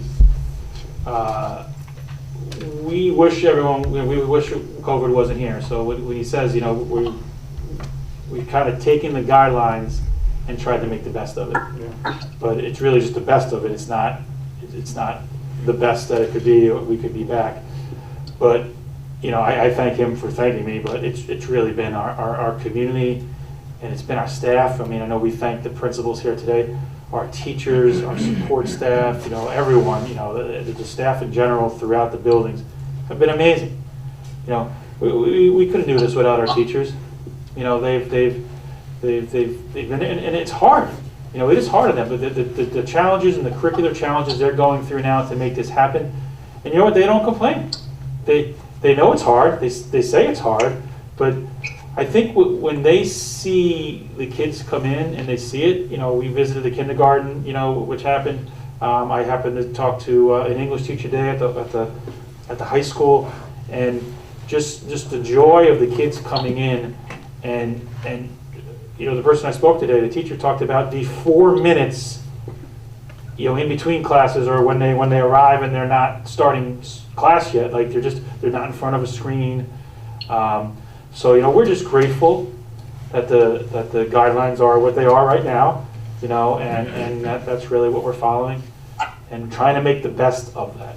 So I just thank everyone. I know I'll use my comments up now, but it's been everyone, the community, the board, everyone. It's not me. It's not one person. It's been everyone to make this happen. And as I said, it's going to be everyone.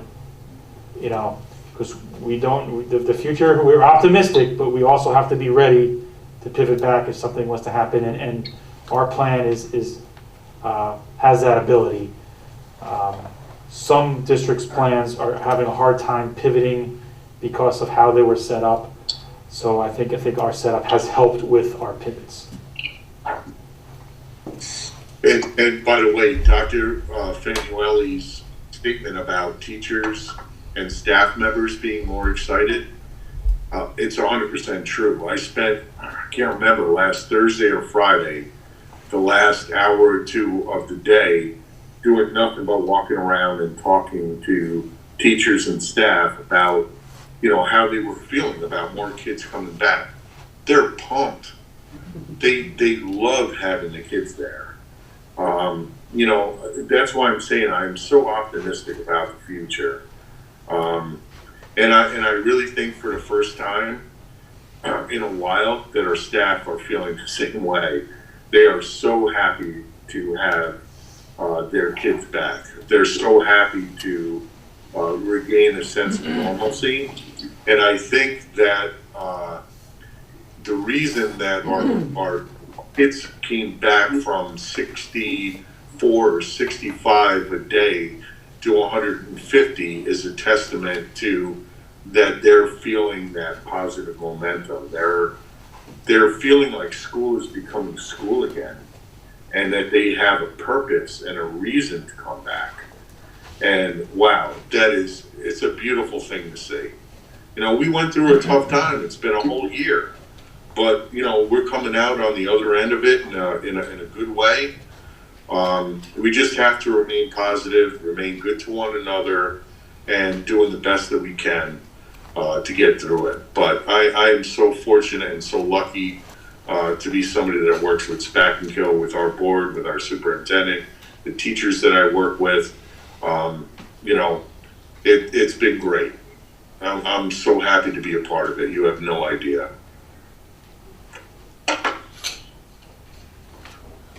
Thank you. So thank you for all this leadership and the teachers. And I just had a question about, I got excited picturing the graduation on the field. And do we plan for the concession to be all finished by then? The plan is yes. We're yes. I'm sorry. Yeah, Steve, you can jump in. No, that was specific. We want it done before that. We've asked. It's on course for that to happen. You never know. But they are, you see there's work being done, and I think we'll start to see more work, once the block goes up. Michelle, if you have anything, you don't have to, if you have anything to add, jump in there. But right now, it is on course to be there for that. Yeah, as I stated, gave to Dr. Fanuelli in the board update, weather permitting, the block is supposed to be coming next week. That all the underground stuff was completed last week. So we're working towards that goal, and we will provide weekly updates to the board as we get moving on it. Thank you. Dan? Yes, Steve, do you have an idea of when the dividers are going to be in for the 9th and 10th graders? They were ordered about a week ago. I expect They should be in this week. Yeah, they're coming in, they're on the way, they're already coming, so we expect them shortly. The plan right now is for the bulk of the high school to come in on the, is it the 23rd? What's the Monday? 22nd. 22nd, thank you. So 22nd. that's the plan, but we'll see if we'll adjust that, but, we have the plan in place. We'll be able to meet what we set out in our plan. We will be able to meet, as long as the Board of Health, Department of Health continues to keep with our guidelines. Yeah, I guess I'd just add that I'm excited to hear about the uptick in attendance at the high school as well. That's great to hear, and it really is such an important time in the development of these kids to have a somewhat normal end to their senior year. So I'm really ecstatic to hear about that. Thank you so much. And like I said, as soon as those dividers come in, I have a plan with my custodial staff to have them put up real quick so that we'll be ready to move ahead. I already had 2 classrooms that were over in terms of what we could accommodate right now. And Eric Lynch, he was great. He gave me 90 dividers so that I would be able to accommodate those kids. And I have 2 classrooms right now that have dividers up so I can move ahead.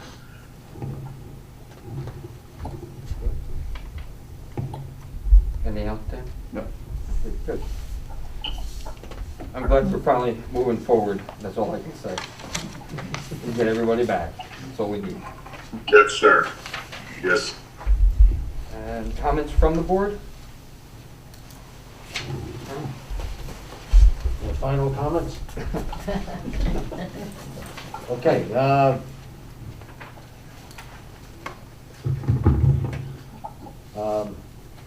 I just want to recognize Tom Keefe, our board president. Just want to say thank you for your 10+ years as a board member and president. As a board president, you have led us through many major events in our school district, walking us through multiple superintendent searches, a major capital project, and helping us through a major crisis with the building aid amnesty. Without your leadership, a lot of this would have not been possible. I also like to say that public service is all you do. You have dedicated many years of your life to serving your community, whether as a law enforcement professional or as a volunteer board member. Many hours, many thankless. As a community member and parent, I feel very fortunate that when you were serving us, you were always wearing a dual hat, always watching over our students in this district, making sure that they were safe, and our school district was always exercising the greatest care, the latest security practices and protocols. Everywhere you walk or visit, I know school and student security was forefront in your mind. So from my heart and from myself and my family, I will say that our community will always forever be grateful and thankful for your time served. And I wish you the best going forward, Tom. Thank you. Well, that's going to be hard to top. Well, I want to make sure you were leaving first. Give it a try, Dr. Orvath. My mic is, battery's gone out, so I hope people can hear. I'll talk nonetheless, of course, but, and I'll pivot in that direction, but I just wanted to start by, acknowledging again, I think kind of where we're at in terms of of the pandemic and, the optimism of returning more has addressed the concerns of, I think, a lot of people in our community who have, been, vocal in expressing their desire that we come back. And we've heard that on the board, certainly, and we've also been cognizant of the people who remain cautious, and I think that's the proper posture. As you've said a number of times already here tonight, Paul, we still have to maintain the vigilance that's gotten us to this point, realize that we are where we're at because we have moved incrementally and cautiously, and I think that has to continue to be the approach. But it's so gratifying to see that that things are changing a little bit. And I'll just touch on again some of the points that you made in your newsletter announcing the move to more in-person instruction, where you said that people need to appreciate and realize that we're making this change because the conditions and the guidance have changed. The desire has been there from the very beginning to get back more, get back as much as possible. But the responsible thing to do wasn't to just sort of give up and give in and just say, let's go back and, as I've said before, roll the dice. I think the responsible thing was to make a plan, adjust the plan as we went forward, as we moved along, and then react to the changing environment. And a big part of that was the guidance from the state and the county, and the increasing vaccinations, the availability of vaccinations, especially amongst our school community.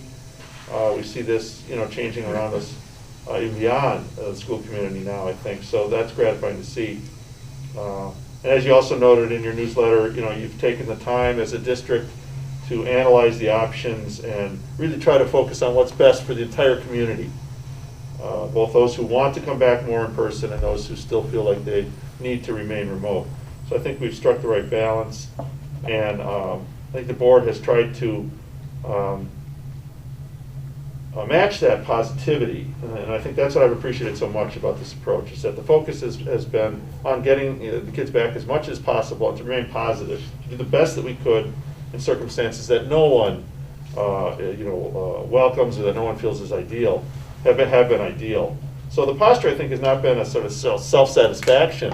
I think sometimes how some members of the community, I think, have perceived it. And I think we've tried to make the best of a very difficult situation. And I think the posture is that we feel good about and encouraged about the way we've approached this and positive about the way we're addressing it. I think that's been the posture all along. And so I really appreciated that. And then I'll turn to Tom as well. It's been so gratifying to work with Tom over the last 3+ years, 4+ years, I guess, almost 4, so I guess it's still 3+, that I've been on the board.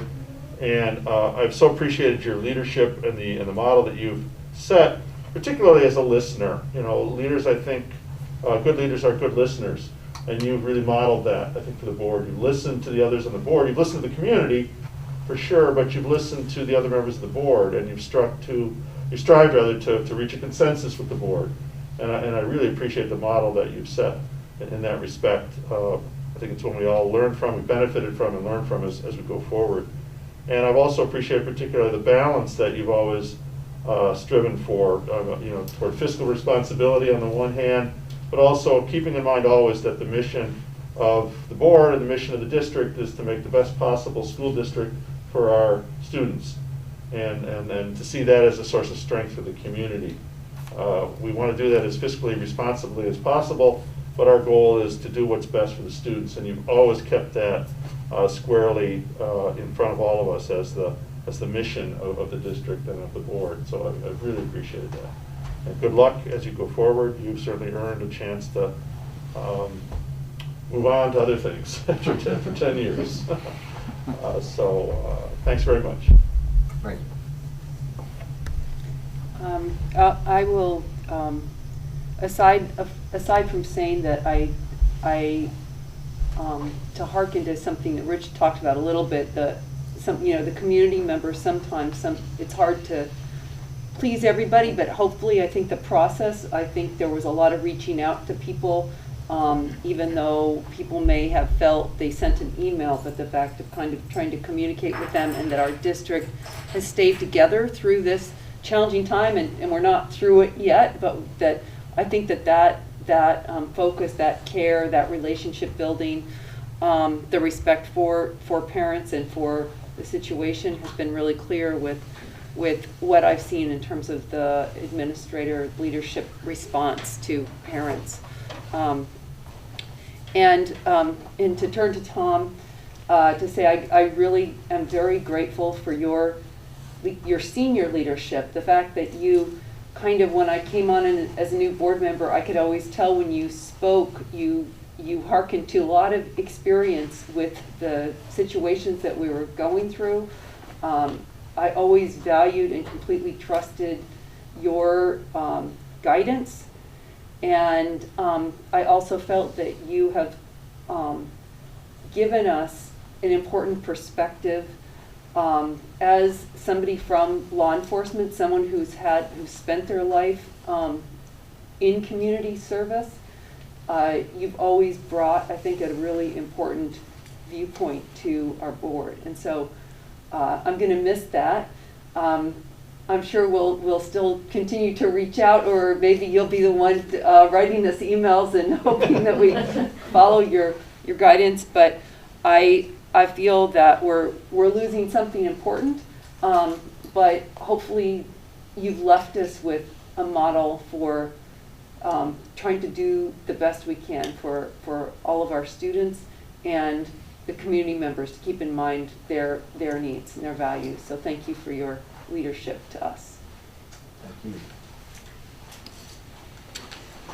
I'm going to start out with something that I did last August and into September, and it's a plea to the parents. As we get into a position now where we have more in person, we have to remain vigilant and diligent, and we need to remain truthful in our screening and making sure that the situation that we're heading into doesn't take a setback, and that can easily happen if there is not truth in the screening, and if there's behaviors that don't necessarily promote the safety of our kids and our teachers in the classroom. So again, please just always be truthful with that. It's very important that we don't get a setback here. And for Tom, it's been a good 2 years with you.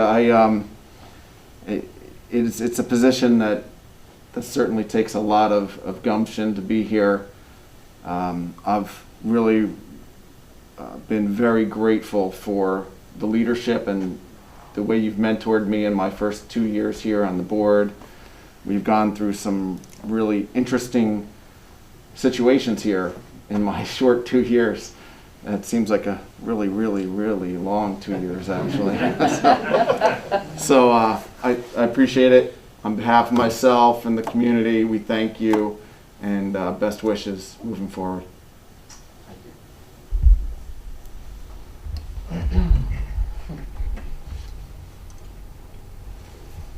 I guess there's really not much that I can say.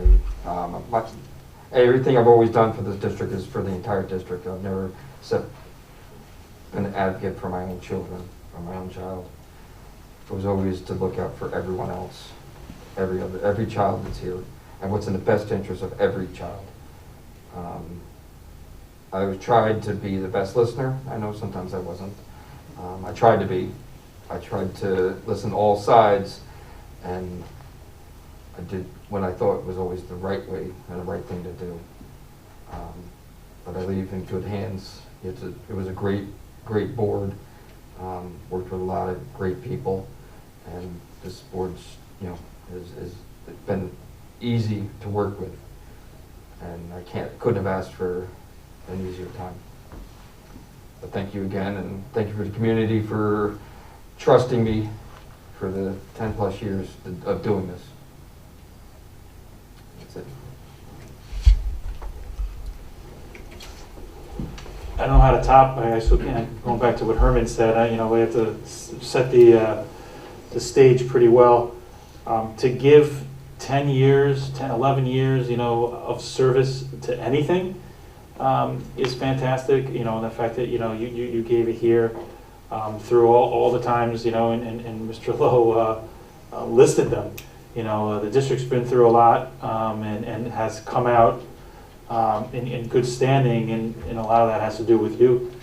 And you are gonna be missed. I'm gonna miss our talks and your ideas that come pretty much at any hour in the day. You know, Tom's always thinking, and you know, I know that you do a lot because you value service, and I know that you're not leaving to sit idle. That you have a lot, but I hope that, you know, having one less thing, you know, will help in all your other endeavors. And don't be a stranger. You know, please be here for us, and we do have something to remember us by.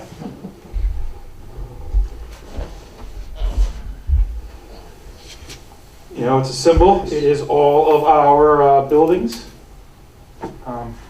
framed for you, and we want you to have that to remember us by. Thank you. But it's amazing. Picture. Just your camera. Official photographer. Here you go, you're the official photographer of. Usually if I'm taking a photo, you're not having a good day.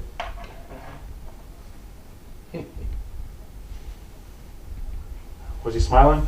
You see it in my eyes. I'm always available. I could have another job.